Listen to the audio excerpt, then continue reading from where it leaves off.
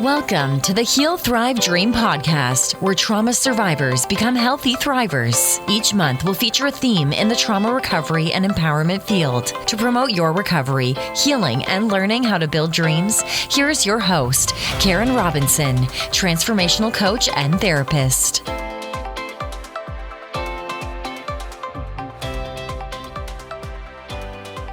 Hi, welcome to the Heal, Thrive, Dream podcast. Our guest today is Cindy Benezra. Cindy, behind the accomplished author, speaker, entrepreneur, philanthropist, and advocate, is a sexual abuse survivor that is passionate about bringing awareness to the impact of sexual trauma through meaningful conversations and system-changing discussions. Now, her bio is much longer, but I want to be showcasing my lack of articulation this morning, so she's going to share a little more about her. So, Cindy, what would you like? Thank you for being on the show. Of course, thank you. Yes, it's my pleasure. What more would you like our audience to know about you other than those amazing parts of you, like the author, speaker, entrepreneur? Do you want to share that you're a mom, maybe grandma, or not so much? Yeah, I'm a mom. I'm a mom of 4. I am expecting my first grandchild this week, so I'm excited about that. And my daughter and I own an event company, so we do luxury events, and that's what we do for a living. That's what keeps that's our bread and butter, basically. Oh, that's awesome. My company is called a mother-daughter company. So I love hearing about other mother-daughter companies. That was one of the things I was attracted to you. I was like, oh, how fabulous. Oh, I had no idea. That's so cool. Well, I am really honored to have you as a guest because it takes a lot of courage to not only tell our stories, but to also write about our stories. And I'm going to hold up your book. I think there's too much of a glare with my bad lighting today. It's called Under the Orange Blossoms. So the people watching on YouTube will see the cover. And we'll put a picture of the cover on your show notes as well. So tell me a little bit about how did you get from point A to point B where you actually published a meaningful book? So actually, I have to say this is a calling for me. This is something I have envisioned, but I didn't believe that I would have the strength or the voice to carry this out. I believe that when you have such such dark embedded secrets in your household, and when you are told what stays in this household remains in this household, and that is just ingrained in you so that you could never share anything else. Like if our parents were arguing, it was never to be shared, or whatever was happening in our household, any little discussions. So I felt that it was a very secretive thing. And when my sexual abuse was happening with my father, who's the perpetrator, I thought, well, sure, because I was, first of all, just terrified. My father threatened me, and my mom's very old-fashioned. She just loves her home. She loves her creature comforts, and there's nothing wrong with that. And I knew that as a young child, and I thought if anything were ever to happen to my mom physically, I couldn't bear it. I thought, maybe to me, but not to my mother. And then also he threatened me by my sister, who I just love and adore. And my sister's very different than me. Let's just say, I think she's just a bundle of joy. She is a lot more sensitive. And what can I say about my sister? She needs an advocate for her. That's just who she is. And not everybody can step out. And so I think sometimes you recognize your strengths really young, and you recognize, like, I thought, well, I can do this. I can do this. So I kind of chose to step in and become the focus of what was going on in the household. Yeah. Which is very brave. How old were you when you first decided to share your story? How old was I? Okay, so I was after my father had passed. Publicly, I decided to share, but it was a little bit different than most people. It wasn't, okay, let's just say this. I'm going to circle back. So my father being the perpetrator, I was always just oil and vinegar. My dad, I don't know if he was the oil and I was the vinegar, or if I was the butane and he was the fire. I'm not really sure how it was, but I have to say my dad and I did not see eye to eye, and I didn't really particularly care for him. It would be somebody that I would not choose as a friend or an acquaintance. And sometimes we are just given parents like that or family members, and that was the truth of the matter. But my dad, when he was passing, I guess you could say, and he gave me power of attorney. He was very isolated, and he gave me power of attorney, which I think had a purpose at the end. So for reasons of my own, I decided to bring my dad to Washington. So he was from California to Washington, and put him in a nursing home 5 minutes away from my home. Even though I had a very strange relationship with him, and I did it for myself because he already went to the hospital about 10 times or 10 and a half times in a month and a half. And I thought, wow, like this is a lot to manage. Plus I have a special needs son, and he was in his last year and a half of school.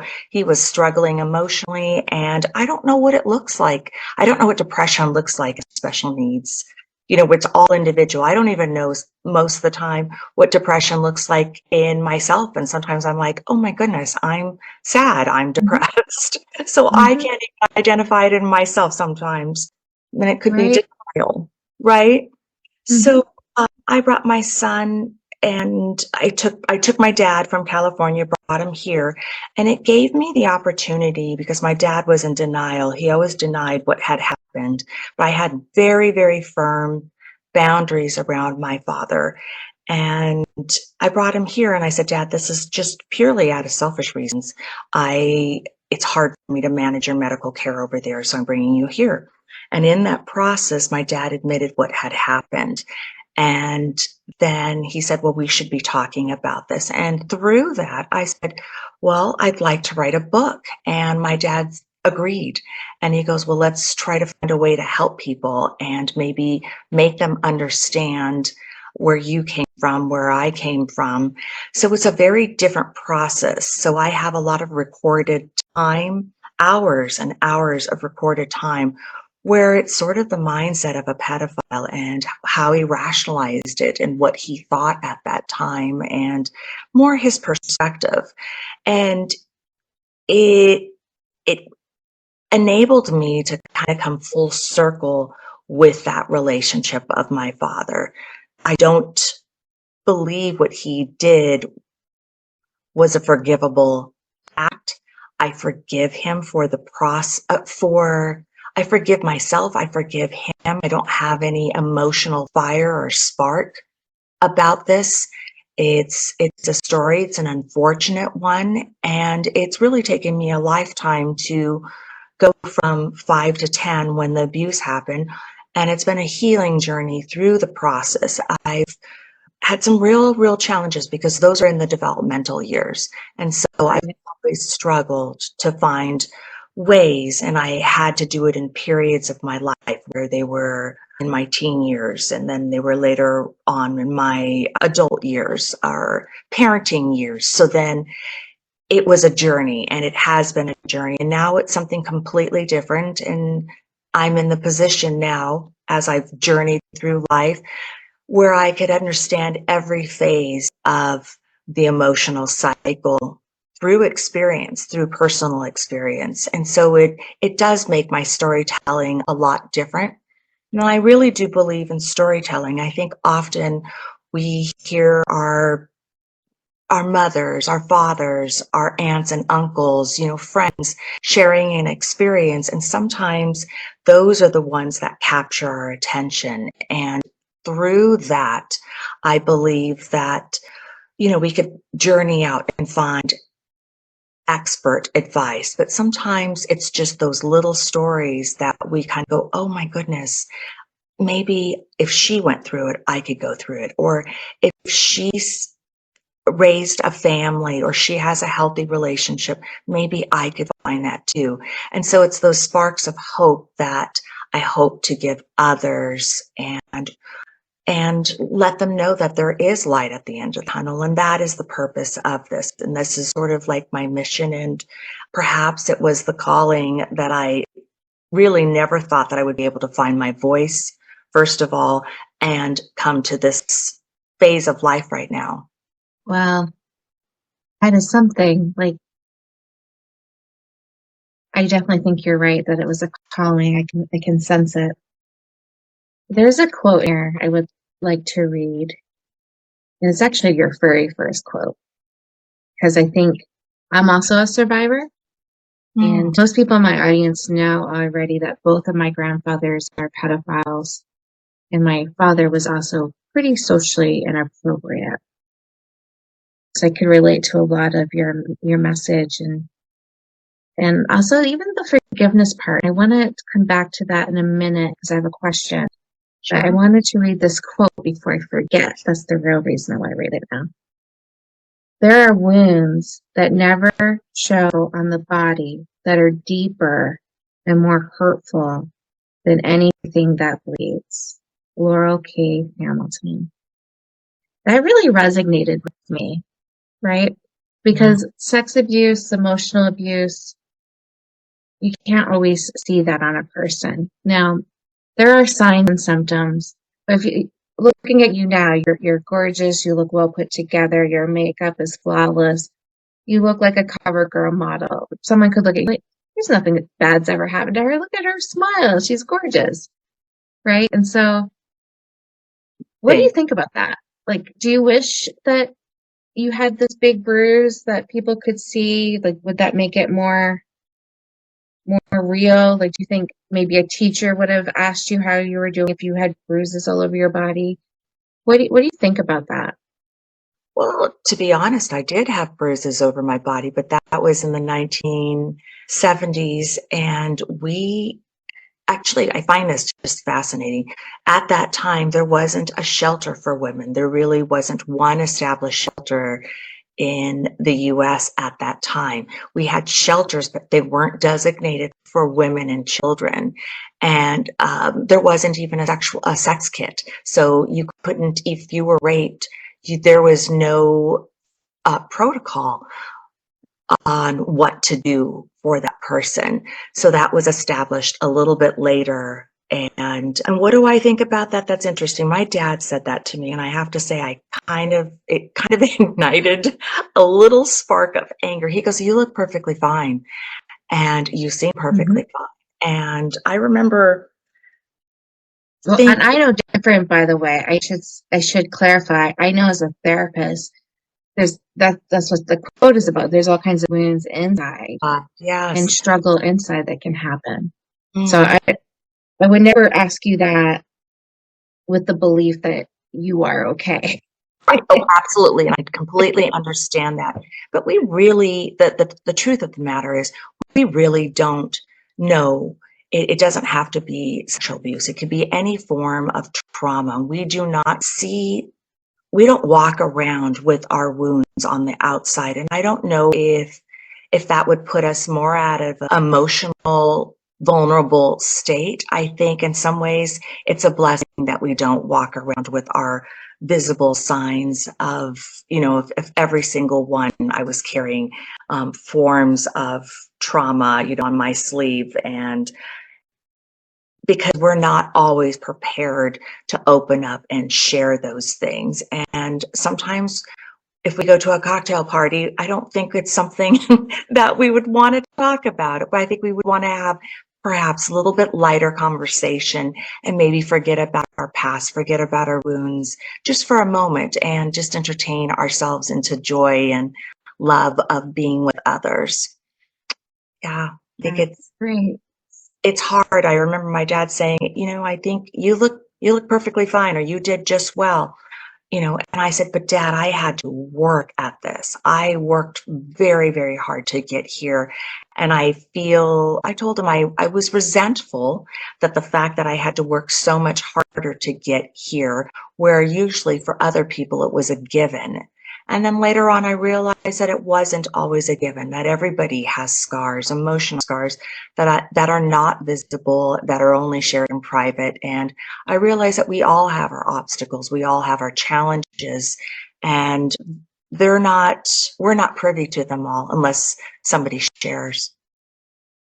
You sound like, and I know this may not be the reality, but you sound like you were so patient with him. I am just baffled that you could bring him to be near you despite the pain he's caused. I mean, it really shows that your heart, that you were maybe just trying to do the right thing as a daughter. He did give you life.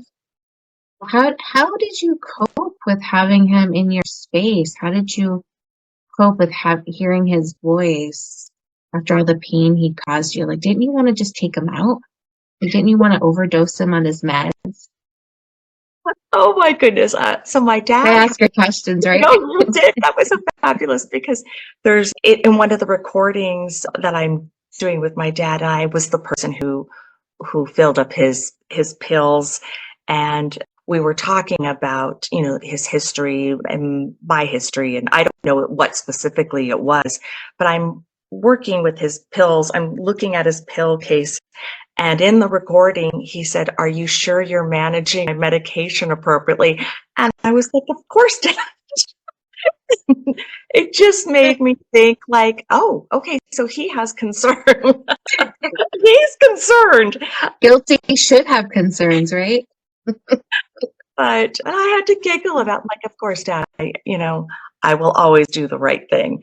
So I think, maybe he chose me as the right power of attorney, even though I had these horrific feelings, and it gave me the willies sometimes to sit around him and his voice. I got triggered a lot, especially digging through in the past. There were times that I didn't want to visit him, and he liked daily visits, if I had bring him toothpaste or whatever it may be. But there were times where I just thought, I can't. I just cannot, especially digging through the past and coming up and write this book. I just thought, I cannot see him. Or when he would share his real inner self, I just thought it was so haunting to hear it. It made me physically ill, like just physically ill. And I was baffled about how did his wiring become so distorted. I did learn that he's German, and in the war he was raped by soldiers. And I remember having like a moment like, aha, so I understand. But it sounded like there was some history of this in the family, fondling, that type of thing. So I understood that he was a war baby, he was passed on to parent, to aunt, trying to survive himself. But I don't believe still that no matter what it was wrong. And I would have this debate with my father. I would say, so if it was so horrible and so horrific for you, why would you do this to your own child? Why would you bring this pain onto somebody else? And he never really seemed to have a logical explanation. It was just, this is what I know. This is all I know. And it wasn't good enough. And I always to say that is not good enough for me. That doesn't explain anything. And I know he wanted true forgiveness. And I could not say that, Dad, yes, the act was perfectly fine with me and I'm okay. So that was always he felt it was very hard to pass, knowing that I could not, would in his mind, fully forgive. But yeah, I did forgive in a different way, maybe not in the format that he wanted to have. Well, it was yours to decide. Mm-hmm, mm-hmm. Now, a lot of survivors that I work with, you know, talk about the theme of shame. And even though you know you didn't abuse yourself, you did nothing as a little girl to deserve what happened to you, was there a sense of shame at any point, and how did you work through that? I felt that I blamed myself for everything. I thought, were my shorts too short? Did I do anything suggestive? There was so many little things in there, should have I fought harder? Should I not said no? Should I have said yes? Whatever it was, I blamed myself for it. And when I look back at that process, I was so riddled with shame all the way. I think probably I owned shame. I think it was Cindy Shame Benezra. I felt that was my middle name all the way up until pretty much my 30s, when I recognized and I kind of let go of the shame. But I really felt that that shame is what kept me silent. That shame is what made me feel disgusted. And I had a lot of self-loathing because of it. I'm glad that you were able to work through it. But it is very telling, right, that it took until your 30s. I don't think that's unusual at all. Mm-hmm. I sometimes work with women that don't even get help until their 60s. They've been carrying it like 6 decades. Oh gosh. But I'm happy when they finally come in for help. Mm-hmm.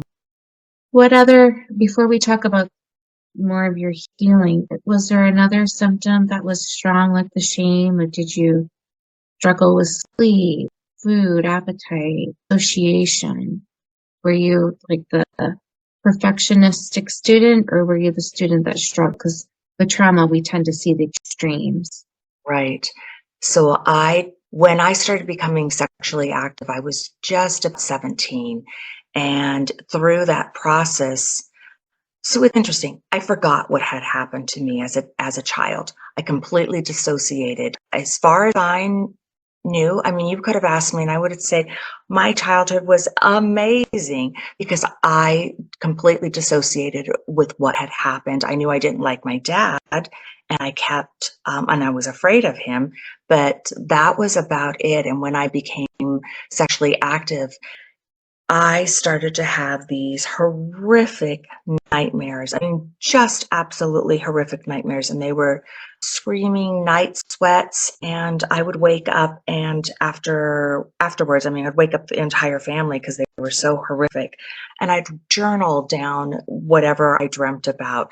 And in this journal, it felt like I was looking in a mirror, and the mirror was crashed, and they all fell into little shards of glass. And I was trying to put back the pieces because I felt like that this was real, even though my mother and my father were telling me that it didn't happen, that I was trying to put these pieces together because it seemed too real for me. So I would write this all down in my journal. And actually, I saved this journal, and that's a lot of how I derive my memories back from the past. And I really tried to be very cautious and cognizant not to trigger the reader as much as I can. So I try to do it in very simplistic words, and I don't get really into details.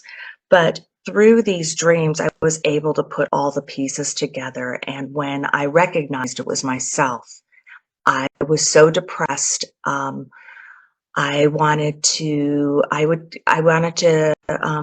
kill myself. I had a suicidal ideation. And as a teen, as a young mind, we don't really have the capability until we reach our later years, like our late 20s, 30s, where we could really understand the complexities of suicide and what that really, really, truly means. And I think for a young person at 17, I thought, if I jump from my window, then the pain will end and I won't be able to feel this shame or this no one would know my dark secret. And I think that was a really difficult process. That was also a pivotal part where I thought I need to find self-love and I need to find a way back to feeling myself, because I had so much dissociation at that time and PTSD. It was difficult to go to school because I was constantly feeling the flashbacks. And I tried to really work on being grounded, but it was very, very difficult. Mm.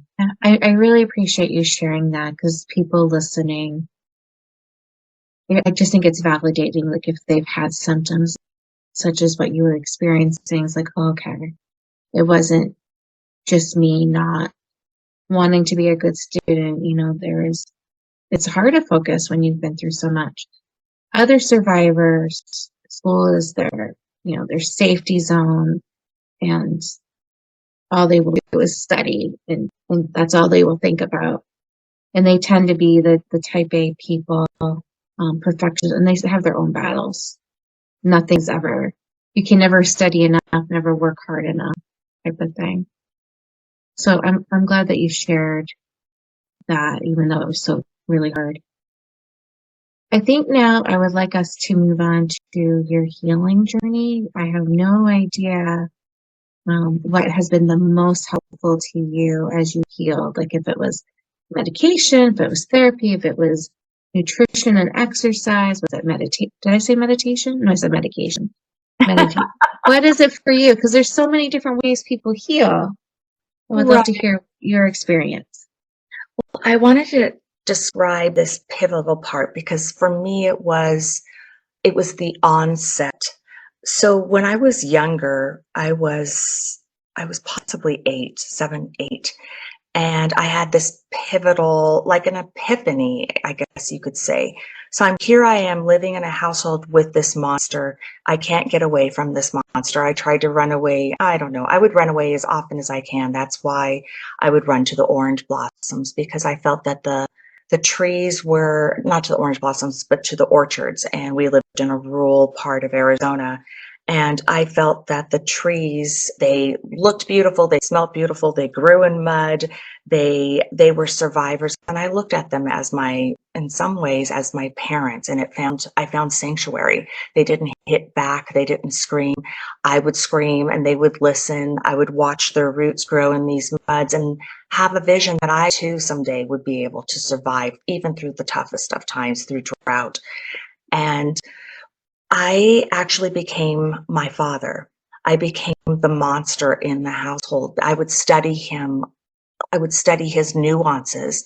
And I thought, well, I'm going to use the tactics that he's using. And I became truly my dad. I would kick him in the balls. I mean, I would fight back as much as I can because I didn't feel I had anybody protecting me at all. Teachers, I think the system kind of failed me. And I had to keep this incredible story locked away, and no one was coming to my rescue. So I started having feelings like, I think I want to kill my father because no one's going to help me. And I had this vision of, I would take the cutlery, my mother's 4 knives, and basically it was a knife, and I would bring it in bed and pretend to stab the pillow as if it was my father coming into bed. And then I realized that we had a lot of bones in our chest and I couldn't see in the dark. And first of all, it was a butter knife because I was a young child and told I should never play sharp knives. So I had the butter knife in my hand. And as the evenings were passing, all the silverware was slipping behind my bed. My mom was getting very frustrated with me and she goes, I don't understand why. Please stop taking the cutlery, and why are you taking the cutlery to bed? And in this process, this was like an epiphany for me. I recognized that I had become the animal. I had become the monster. I have taken on the mindset of my father. And at 7, which I have to say, you never want to underestimate any child, because if push comes to shove, they really can process a lot more than you think. And I thought, I have become this monster. I've become exactly what I am trying to escape. And from that point, it was sort of an epiphany where I thought, I do not want to become my father. I will do everything opposite of becoming him. And so that was sort of a journey and a conscious decision where I thought, how do I become the opposite of what I've grown up with? How do I take these Wow. steps? Wow.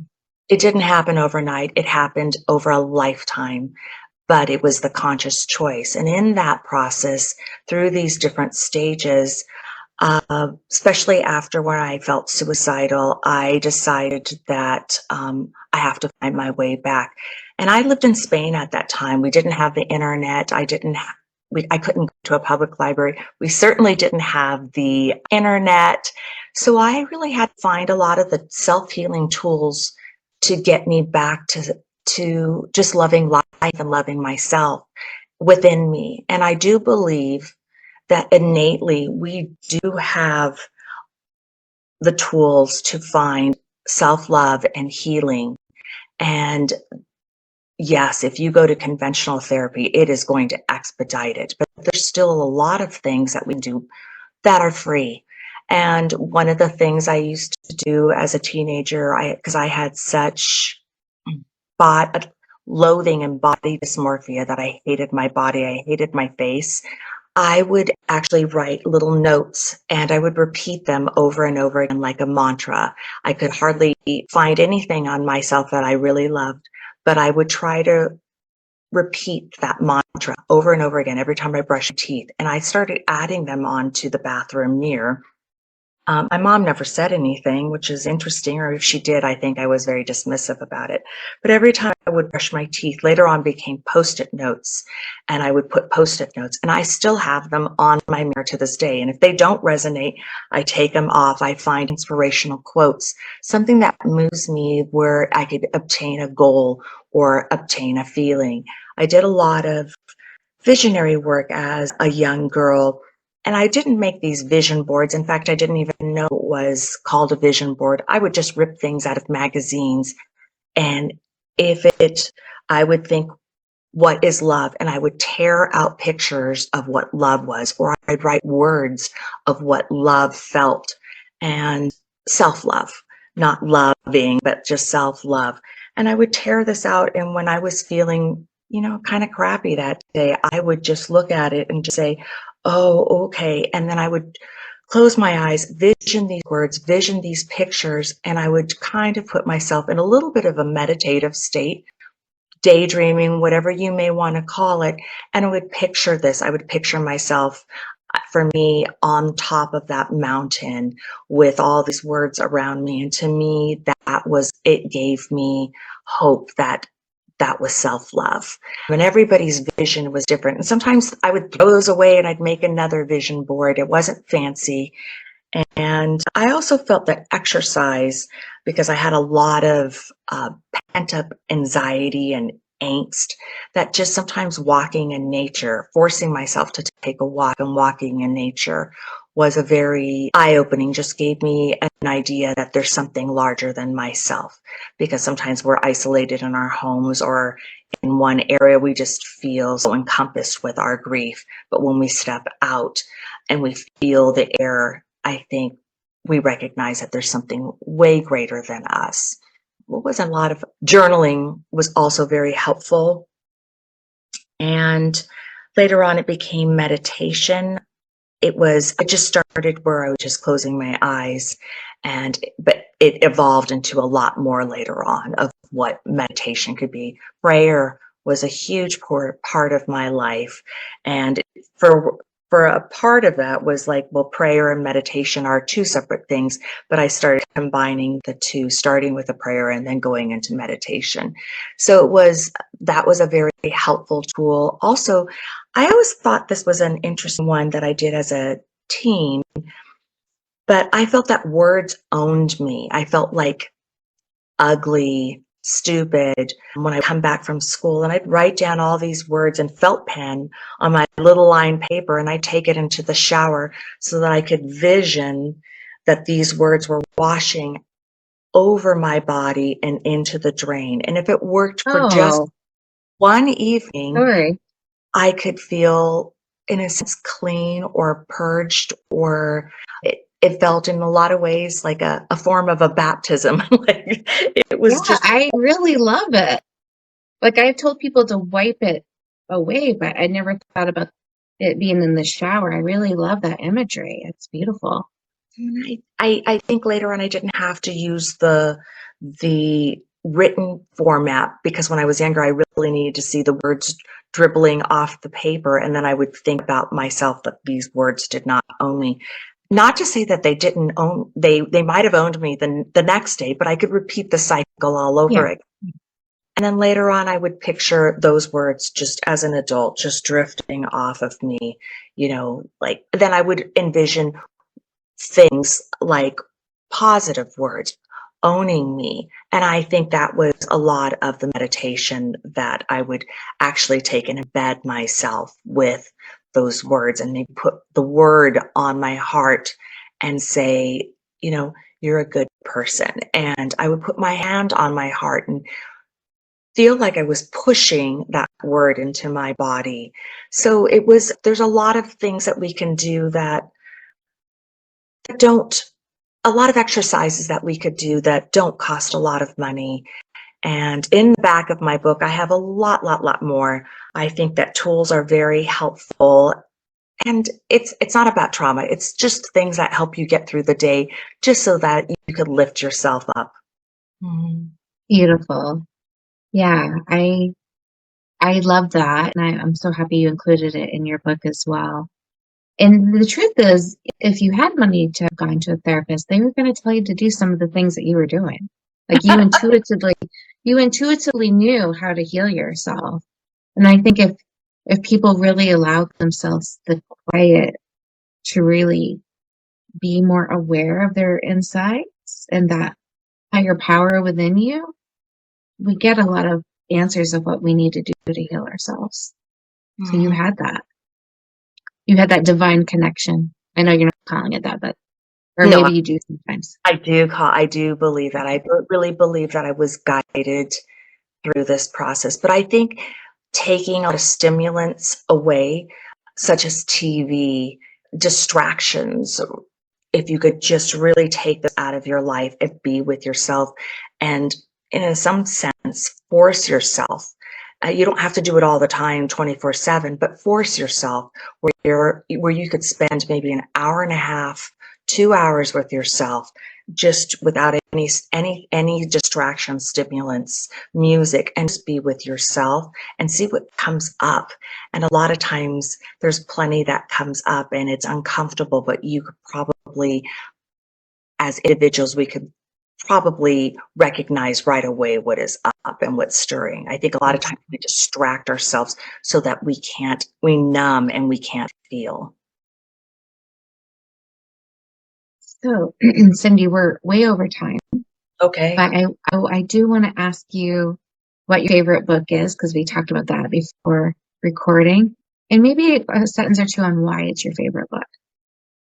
So Maya Angelou, she was Why the Caged Bird Sings, and it was probably the first book that I read that wasn't about a vampire book or something. Something, I don't know. I remember reading that, and when I read that, I read her story. I recognized that this was a true story. I actually was so embarrassed for her that I hid it in the back of my closet because I couldn't believe what she shared in her memoirs, in her memoir. And so I tucked it in the back of the so that no one would know I was reading this. And I would take it out and read it and think about the strength that it took for her to Yeah. share this and put it into words. And I just remember thinking, wow, she is bold. What a rock star. I could never do this. I could never be this person, but wow. And I don't want anyone to see that I'm reading this again. So then I would hide it in the back closet. I don't think you were alone in that. I think that was going to resonate with many people. So, Cindy, if people want to read more about you and learn more about your book or learn more about you in general, you have a website, yes? I do. It's www.cindytalks.com. I have a blog. I have videos. I'll have this podcast on there. And I really do answer and respond to everything. So please reach out to me. There's a lot more information. I have videos even with my children where we talk about what it's like for a family to navigate sexual assault, sexual abuse, and when to tell children how if my children feel shame and what they would recommend for somebody else. So please look at that. I find that most people find that helpful because we never, yeah. It's not talked about enough. Like I know because of the secrecy in families and the shame that can come up, it's not talked about enough. And I think when we talk about it, it normalizes healing. It doesn't normalize the abuse, but it normalizes the healing journey and helps other survivors tell their stories too. So It's powerful. Mm-hmm. Thank you so much, Cindy. I will be in touch with you. I hope you keep in touch with us. Anytime you write another book in the future, let us know and we'll add it to the show notes because I think you might have more books than you. I don't know what you think about that, but that's just my thought. So thank you again. Thank you. Thank you for having me. Thank you for listening in today. Please join us next week, same day and time. Also, I would love for you to check out my website, healthrivedream.com.